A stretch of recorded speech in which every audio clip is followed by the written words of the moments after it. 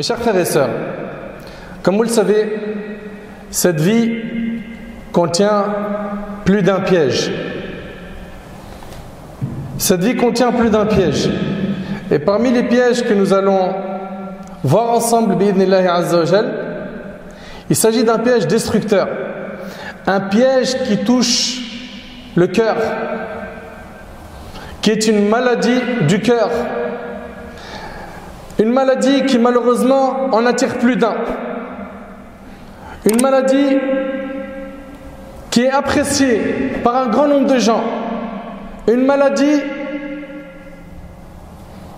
qui s'est répandue énormément à l'époque des réseaux sociaux. Cette maladie est l'amour de la célébrité.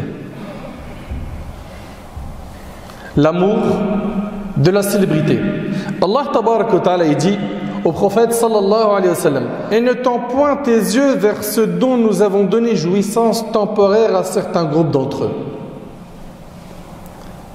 Allah tabarak wa ta'ala, il dit ici dans le Coran: et ne tends point tes yeux vers ceux dont nous avons donné jouissance temporaire à certains groupes d'entre eux, comme décor de la vie présente, afin de les éprouver par cela.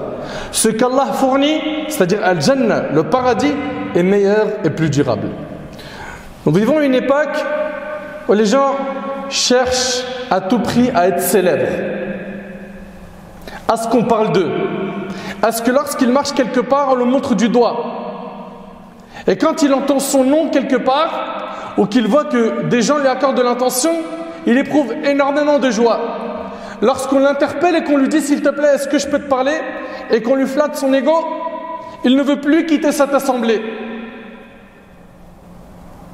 Il recherche à tout prix ces assemblées. Il est même très triste lorsqu'il va dans un endroit et que personne ne le reconnaît. Moi qui fais pourtant tant de vidéos, moi qui pourtant est visible sur Instagram, YouTube, Facebook, etc. Comment se fait-il que lorsque je marche, peu de gens me reconnaissent? C'est cette maladie-là. Il faut qu'on en parle. Elle est destructrice. Elle fait oublier pourquoi on existe sur Terre. Pourquoi? Parce qu'à la fin, la personne ne vit que pour une seule chose: faire exister son ego. As-tu été créé pour cela, mon frère? Ma sœur, est-ce que tu as été créé par Allah pour cela? Subhanallah, si tu cherches la célébrité alors que tu es dans la religion, c'est catastrophique. Si tu ne l'es pas, c'est pire. Ça veut dire quoi? Ça veut dire qu'une personne aujourd'hui, elle veut à tout prix la célébrité par ce qu'elle transmet comme message à travers les réseaux sociaux. Il veut qu'à chaque fois qu'il dit une parole, on lui prête une oreille attentive. On l'écrit. C'est un tel qui a parlé. Il veut à tout prix arriver à ce stade. Et ça, c'est quoi? L'ostentation. L'ostentation, c'est quoi? C'est de faire les actions, pas pour Allah, mais pour les gens. Allahu Akbar. Il va arriver le jour du jugement, il n'a aucune récompense. Celui qui a baigné dans sa vie dans Ar-Riya, que le prophète a appelé Ash-Shirkul Khafi. C'est un petit shirk. C'est gravissime. En principe, notre religion nous enseigne d'être humble, modeste, de nous effacer. Et certains, non. Ils se sentent frustrés. Quand? Lorsqu'ils marchent quelque part et qu'on ne l'arrête pas, qu'on ne le reconnaît pas, qu'on ne demande pas une photo. Inna lillahi wa inna ilayhi raji'un. La recherche de la célébrité est décriée en tout cas. Le croyant par définition est un homme humble et effacé. Il n'aime pas qu'on le montre du doigt. L'amour de la célébrité, de l'honneur et du leadership fait partie des choses qui compromettent les efforts fournis par le fidèle pour se rapprocher de son maître. L'imam al-Tirmidhi rahimahullah a rapporté ce hadith de Ka'b ibn Malik radiyallahu anhu, selon lequel le messager d'Allah sallallahu alayhi wa sallam a dit: deux loups affamés lancés contre un troupeau de moutons ne font plus de dégâts que ce que porte l'amour acharné des biens et de l'honneur à la fois de l'individu en termes de dégâts. Ibn Taymiyyah rahimahullah, il explique ce hadith en disant, dans Majmou' al-Fatawa, le prophète sallallahu alayhi wa sallam a expliqué dans le hadith que le goût acharné pour les biens matériels et l'honneur est aussi dommageable pour la religion que deux loups affamés introduits dans un enclos de moutons. Ahbab al-Kiram, l'amour excessif du prestige et de la célébrité fait partie des maladies cachées de l'âme. Ça fait partie des maladies du cœur. Et on vous l'a dit plusieurs fois, que le plus gros boulot, il a à faire pas sur ton apparence. Il a à faire surtout sur quoi? Sur ton cœur. L'amour excessif du prestige et de la célébrité fait partie des maladies cachées de l'âme et des choses ruineuses pour le cœur. Subhanallah, le prophète me dit, 3 choses font partie des muhlikat, des choses anéantissantes. Minha i'jabul mar'i bi nafsi. Le fait que la personne sente qu'elle a un mérite. Je ne suis pas n'importe qui quand même. Quand il s'assoit et qu'il est seul avec son âme, il se jette des fleurs. Il se voit comme étant quelqu'un de trop important. Je suis trop intelligent. Heureusement que je suis là. Le monde tournerait pas rond sinon. Ici, l'amour excessif du prestige et de la célébrité fait partie des maladies cachées de l'âme et des choses ruineuses pour le cœur, facteur auquel le fidèle ne fait attention qu'après qu'il l'emporte loin de ses objectifs. Ce qui lui rend difficile de se ressaisir et de réparer les dégâts qu'ils ont causés. Ahbab al-Kiram, Allah tabaraka wa ta'ala nous a dit, قل إن صلاتي ونسكي ومحياي ومماتي لله رب العالمين. Dis en vérité, ma salat, écoutez attentivement s'il vous plaît, mes actes de dévotion, ma vie et ma mort appartiennent à Allah, Seigneur de l'univers. Tu sais ça veut dire quoi? Tu appartiens à Allah. Ça veut dire que chaque fait et geste, tu vas le faire pour rechercher l'agrément d'Allah. Tout ce que tu vas penser, tout ce que tu vas faire, tu le fais pour Allah. Tu veux l'agrément d'Allah, tu veux le paradis d'Allah, tu veux la clémence, tu veux la miséricorde d'Allah. Et quand une personne, elle ne vit que pour elle-même, elle n'a pas consacré sa vie pour Allah. C'est pour ça que les savants ils disent que ces personnes qui sont à la recherche de la célébrité, comme on le voit aujourd'hui, ils ont des manquements énormes dans le tawhid, l'unicité d'Allah subhanahu wa ta'ala. Énorme. Vous connaissez tous le hadith d'Abi Huraira radiyallahu anhu qui est rapporté par l'imam Muslim où ici il nous est parlé des 3 premières personnes de notre communauté qui comparaîtront, qui seront jugées et qui seront jetées en enfer. Ce sont des gens de notre communauté. Vous les connaissez. Le premier c'est un combattant. C'est un combattant, quelqu'un qui a combattu dans le sentier d'Allah. Allah subhanahu wa ta'ala il le fait comparaître, il lui fait reconnaître ses bienfaits.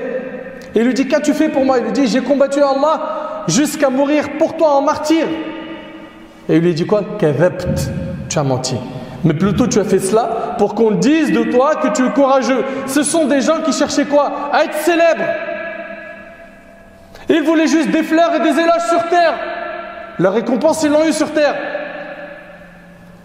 Et quand je pense aujourd'hui qu'il y a des gens, leur vie entière tourne autour de quoi? De son smartphone et de ses réseaux sociaux. Qu'est-ce qu'il présente aux gens? Sa personne. Quel est ton message? T'appelles à quoi? Rien, à moi. Inna lillahi wa inna ilayhi raji'un, c'est une musiba. Qui aurait cru qu'un jour on allait avoir des pages sur les réseaux sociaux où son message c'est lui? Qu'est-ce que tu prêches? Rien, c'est pas des messages, c'est du vide. Et encore je suis gentil quand je dis du vide. Ils appellent au haram. Ils font la promotion du haram. Ils ne s'en cachent pas, ils s'en vantent. Et derrière, ils ont des armées mobilisées pour liker et partager leurs publications. Où est passé le bon sens? Où est passée la raison? Où sont passées vos valeurs islamiques? Il sera dit donc à ce combattant, tu as menti, mais tu as fait cela pour qu'on dise de toi tu es courageux, et cela a été dit. Ensuite, Allah ordonnera qu'on le traîne sur son visage. Allahu Akbar. Jusqu'à ce qu'il soit jeté dans le feu. Le deuxième, c'est quelqu'un qui a appris la science, il a enseigné, il a lu le Coran, il sera amené devant Allah, Allah lui fait reconnaître ses bienfaits. Qu'as-tu fait pour moi? J'ai appris la science, je l'ai enseigné, j'ai lu le Coran, tout cela pour toi. Allah lui dit, tu as menti, tu as appris la science pour qu'on dise de toi que tu es quoi? Un savant. Tu as lu le Coran pour qu'on dise de toi un lecteur. Et cela a été dit. Tu cherchais une récompense, c'était quoi? Les fleurs, les éloges, les tapis rouges, tu les as eus. Il n'y a plus rien le jour du jugement. C'est pas la plus grande perte, franchement. Faites le calcul, s'il vous plaît. Soyez raisonnable. C'est pas la pire des pertes. T'as fait tout ça pourquoi? Pour quelques éloges? Troisième catégorie de personnes, c'est quelqu'un à qui Allah subhanahu wa ta'ala a donné des biens. C'est quelqu'un de riche. Qu'est-ce que tu as fait pour moi? Allah il lui dit, qu'est-ce que tu as fait pour moi? Il dira, il n'y a pas une seule chose dans laquelle tu aimes que l'on dépense sans que j'y ai dépensé pour toi. Tu mens, mais tu as plutôt dépensé pour qu'on dise que tu es généreux, et cela a été dit. Ensuite, Allah ordonnera qu'on le traîne sur son visage jusqu'à ce qu'il soit jeté dans le feu. C'est comme ça pour les trois. Ils seront traînés sur leur visage jusqu'à être jetés dans le feu, et c'est rapporté par l'imam muslim. Allahu Akbar. Allah Ta'ala dit wa ma rabbuka bidhallamin lil abid. Ton Seigneur cependant n'est point injuste envers les serviteurs.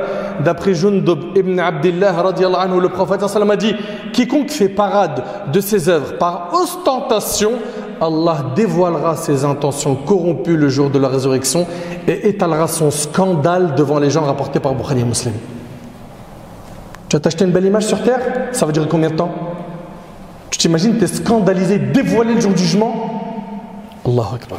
Ahmad rahimallah a rapporté d'après Muawiyah qu'il a entendu le prophète sallam dire, méfiez-vous de l'échange complaisant. De quoi? D'éloges, car cela revient à s'égorger. Vous entendez? Les éloges, c'est quelque chose de nuisible. Notre nafs est faible. Subhanallah. La personne peut très rapidement se retrouver quoi? À s'enfler d'orgueil, de fatuité, de ujb, de sentir qu'elle a un mérite. Après, il y a un point qui est très important. C'est quoi? C'est qu'il est possible qu'une personne soit touchée par la célébrité sans qu'elle ait cherché cela. C'est le résultat de ses bonnes actions. Qu'il patiente et qu'il fasse des efforts et qu'il implore Allah subhanahu wa ta'ala qu'il le garde sur la sincérité et qu'il combatte son nafs. Ahbab al-kiram, nos pieux prédécesseurs, quand on regarde leur biographie, wallahi al-azim, il y a de quoi vraiment méditer. Il y a de quoi vraiment méditer. Regardez ici, Sufyan al-Thawri rahimallah, il dit Iyaka wa shuhra fama ataytu ahadan illa wa qad naha ani shuhra. Prends garde à la célébrité. Chaque personne que j'ai rencontrée interdisait la célébrité. Ibrahim ibn Adham, il disait Ma sadaqa Allah abdun ahabba shuhra. N'est pas sincère envers Allah une personne qui aime la célébrité. Bishr ibn al-Harith, il dit rahimahullah Mattaqa Allah man ahabba shuhra. N'a pas craint Allah celui qui aime la célébrité. Et il disait également, et s'il vous plaît, cette parole-là, méditez-la. Allah barik fikum. Je vous demande de la méditer. Il dit Idha urifta fi mawdi'in fahrab minhu. Si tu es connu dans un endroit, fuis-le. Si on te reconnaît dans un endroit, fuis cet endroit. Wa idha ra'ayta ar-rajula idha ijtama'u ilayhi fi mawdi'in lazimah washtaha dhalik fa huwa yuhibbu ash-shuhra. Et si tu vois une personne qui, lorsqu'il est reconnu, les gens ils commencent à l'entourer et qu'il reste avec eux et que cette compagnie lui plaît et ça lui fait du bien, sache que cette personne aime la célébrité. Subhanallah. Ibrahim al-Nakhi et Al-Hassan al-Basri rahimahumullah ont dit la plus grande tentation à laquelle un homme puisse s'exposer réside dans le fait de vouloir se faire désigner du doigt, c'est-à-dire il est apprécié. À travers quoi? À travers la réalisation d'une affaire religieuse ou mondaine. Il est pointé du doigt parce que quoi? Il a fait quelque chose de magnifique, que ce soit fait dunya ou fait ad-din. Désir auquel ne peut échapper que celui qu'Allah protège, qu'Allah subhanahu wa ta'ala nous protège de cette tentation. Cheikh Al-Uthaymin rahimahullah a dit l'effacé est celui qui n'aime pas l'apparat et ne cherche pas à être remarqué en public ou montré du doigt ou prendre la parole devant les gens. Il se contente de ses déplacements entre son domicile et la mosquée et de son domicile vers ses frères et proches. Il préfère rester discret. Al-Fudayl ibn Iyad rahimahullah a dit, écoutez bien, si tu peux faire en sorte qu'on ne te connaisse pas, fais-le. Que perds-tu si on ne te connaît pas? Que perds-tu si on ne te rend pas hommage? Que perds-tu si les gens te dénigrent alors qu'Allah le puissant et majestueux te trouve louable? C'est pas important le regard des gens. C'est pas important ce que pensent de toi les gens. Aujourd'hui, ces personnes-là qu'on voit à longueur de journée en train de faire la promotion de leur propre personne, par quoi? Par des photos, des vidéos. Souvent, fut-il voir, elles appellent au péché. Ces personnes-là, ils appellent à eux. Déjà, quand c'est dans le dîn, vous l'avez vu, c'est très dangereux. Et les 3 premières personnes qui seront jetées dans le feu de l'enfer de notre communauté, on a entendu, ce sont des gens qui ont, subhanallah, ils ont fait énormément d'efforts. Lui, il a combattu, l'autre, il a enseigné la science toute sa vie, l'autre, il a donné énormément d'argent. Mais ils n'ont pas été sincères. Ça, c'est quand tu es dans le dîn. Et imagine-toi, tu n'es pas dans le dîn et tu cherches la célébrité et que tu l'utilises à mauvais escient.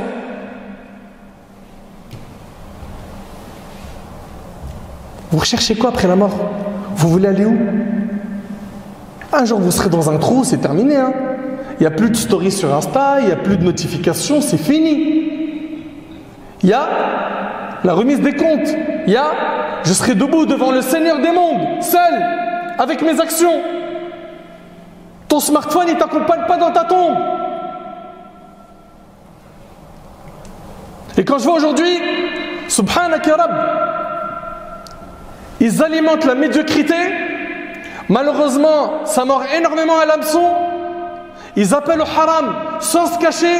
Les paris sportifs, ils sont influents et ils sont devenus des imams de l'enfer. Comme Allah Tabarak wa Ta'ala dit dans le Coran, qu'il y a des gens qui sont des imams de l'enfer. Ils appellent au mal. Ce sont des guides qui mènent vers le mal. Sufyan al-Thawri rahmallah, il disait: je n'ai rien traité qui soit plus difficile que mon intention, car elle est difficile à maîtriser. Un parmi nos ancêtres, Khalid ibn Ma'dan rahimahullah, quand ses élèves étaient trop nombreux, il se levait et il partait. Qila li Safwan, il a été dit à un homme qui s'appelle Safwan, walima kana yaqum, pourquoi il se levait et il partait? Il disait kana yakrah ash-shuhra, il avait peur d'être célèbre. Aujourd'hui, quelqu'un qui fait un cours ou quelqu'un qui a une page pour faire des rappels, il voit 5 personnes qui ont vu sa vidéo. Sur une semaine, ils se disent c'est pas normal. Ata ibn Abi Rabah, c'était le mufti de la Mecque. Il avait 9 personnes à son assemblée. 9. C'était le mufti de la Mecque. Il y en avait 9 personnes qui étudient chez lui. Ces gens-là ne regardaient pas le nombre. Et aujourd'hui, malheureusement, beaucoup de gens vivent pour les nombres. Il se levait, il partait. Subhanallah. L'imam al-Dhahabi rahimahullah, il dit: il incombe aux savants de parler avec une bonne intention. C'est-à-dire quoi? C'est-à-dire il fait attention. Pourquoi je parle? Pourquoi je prends la parole? Si ces paroles lui plaisent, il est en train de parler et d'un seul coup il commence à sentir que ça lui plaît, qu'il garde le silence. Si son silence lui plaît, qu'il parle. Allahu Akbar. On en est où par rapport à cette éducation? On en est où? On a perdu ses valeurs parce qu'on s'est trop éloigné du dîn. Et il dit, et cette personne de science ne doit jamais, jamais quoi, s'arrêter de faire des examens de conscience. Pourquoi? Car son âme, elle aime quoi? Elle aime la célébrité, elle aime les éloges. Qu'Allah subhanahu wa ta'ala nous pardonne, qu'Allah azawajal nous accorde la sincérité. Wallahi les frères, je vous le jure par Allah azawajal, ce rappel je le fais pour moi en premier. Parce que je suis peut-être l'un des plus exposés à cette fitna que vous. Et je le dis bien, c'est une fitna, c'est une tentation, c'est une grande épreuve. Et quand j'y pense, subhanallah, je me dis, t'imagines, tu es en train de faire le khir, tu es en train d'appeler, tu prépares, tu es en train de lire tout ça pour qu'à la fin, les gens, ils te jettent quelques fleurs, ils te font des éloges, ils t'envoient des barakallahu fik, des doigts, et à la fin, tu commences à devenir addict de ces paroles et tu fais pour ça et pas pour la satisfaction d'Allah. Fait qu'Allah, il me pardonne et qu'Allah, il me protège de ce fléau ainsi que vous. Et comme disaient nos ancêtres, c'est une dua que je fais pour moi-même. Allahumma la tu'akhidhni bima yaqulun. Allah, ne me punis pas pour ce qu'ils disent de moi.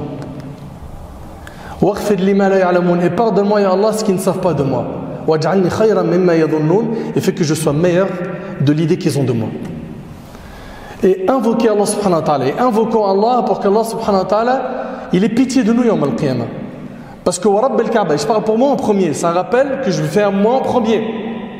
Si yawm al-qiyamah on se présente et que le fruit de notre travail c'était que des likes, des j'aime, des vues, c'est la plus grande perte. C'est la plus grande perte. Aujourd'hui, ceux qui sont devenus célèbres, quand on regarde aujourd'hui qu'est-ce qui les a amenés dans cette célébrité, je ne généralise pas, mais un grand nombre d'entre eux, qu'est-ce qui les a amenés à la célébrité? C'est la désobéissance, la débauche, le mensonge, la tromperie, la trahison, l'appel au fawahish, aux turpitudes, ouvertement, sans se cacher. Ça, c'est choquant. Ce qui est encore plus choquant, c'est de voir combien de personnes, même parmi notre communauté, la communauté musulmane, les suivent. Ce sont des centaines, des milliers de personnes qui les suivent. Alors qu'en faisant ça, on ne leur rend pas service. On ne leur rend pas service. Ahbab al-Kiram, faisons preuve de modestie. Et si jamais l'un d'entre nous, en faisant le bien, il est éprouvé par les éloges, par la célébrité, qu'il fasse un grand effort sur quoi? Sur son ego. Qu'il implore Allah, qu'il demande Allah, qu'il soit soucieux d'être quoi? Sincère devant Allah subhanahu wa ta'ala. Il doit multiplier les invocations. Il doit aussi faire quoi? Être discret quand il fait des bonnes actions. Il y a des actions que tu vas devoir faire en public, comme venir à la mosquée. Mais fais en sorte que tu aies énormément de bonnes actions qui soient faites discrètement. Le prophète a dit Inna Allah yuhibbul abd at-taqi al-ghani al-khafi. Allah aime le serviteur pieux, riche du cœur.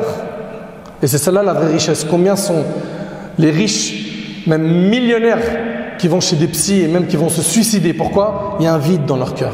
Ils ne l'ont pas comblé par la spiritualité. Donc le prophète m'a dit Allah aime le serviteur qui est pieux, qui est riche du cœur, discret. Apprenons à être discret. Tu as fait des aumônes, sois discret. Tu as parrainé un orphelin, discrètement. Tu as investi pour un puits, une école ou autre, discret. Tu aides quelqu'un, sois discret. Tu es parti pour aider pour un déménagement ou tu es parti pour aider quelqu'un à remplir des papiers administratifs parce qu'il ne maîtrise pas le français, tu as fait une bonne action, sois discret. Ça aide à quoi? À préserver notre sincérité. Ahbab al-Kiram, rappelez-vous d'une chose. Yawm al-Qiyam, on est debout, on est présenté devant Allah subhanahu wa ta'ala. Et tout le cinéma qui a été fait sur terre, c'est terminé. Stop, fin. Ton vrai visage, ce jour-là, il est dévoilé. Yawm al-Qiyam, est-ce qu'on veut le scandale pour nous? Est-ce que le jour du jugement va être scandalisé? À ceux et celles qui faisaient leurs bonnes actions pour les gens, c'est maintenant. C'est maintenant qu'il faut demander à Allah subhanahu wa ta'ala de nous pardonner et de nous effacer. La personne qui appelle Allah ou qui fait du bien, lui, sa personne à lui, il l'a effacée, elle n'existe pas. Lui, c'est qu'un outil qui sert le dîn d'Allah. Et aujourd'hui, malheureusement, beaucoup de gens utilisent le dîn pour que eux existent et la religion, ça devient quelque chose de secondaire. C'est une option qui met derrière son dos. Qu'Allah nous préserve de ce comportement.